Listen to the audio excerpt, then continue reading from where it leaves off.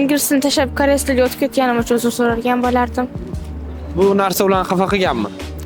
Ingliz tilini oxirigacha anaqa olib bormaganim uchun oyim ham xafa bo'lganlar, lekin hozir ingliz tilida biladigan darajam juda zo'r. O'shaning uchun ham xursand hozir.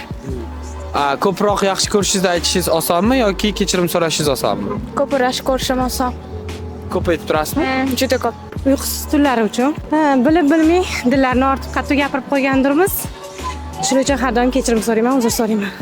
Uzr so'rashingiz qiyinmi yoki yaxshi ko'rishingizni aytishingiz qiyinmi? Yaxshi ko'rishimni aytishim qiyinroq. Aytib turasizmi o'zi? Yo aytmaganmisiz shu vaqtgacha?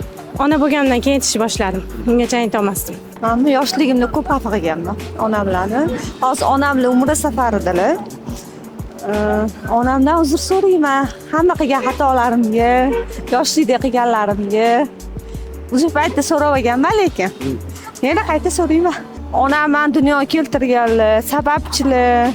Mana hozir 40 to'lyapman. 40 yoshgacha meni har doim telefon qilib suv kiyin, qo'lingga qo'lqopingni kiy, qalin kiy deb yuradigan inson meni onam.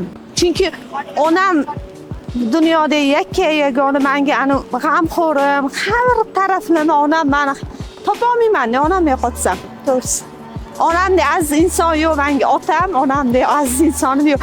Onamni hozir duo qilaman, esalomon umra safaridan kelib olishlarini so'rayman. Esalomon kelib olsinlar.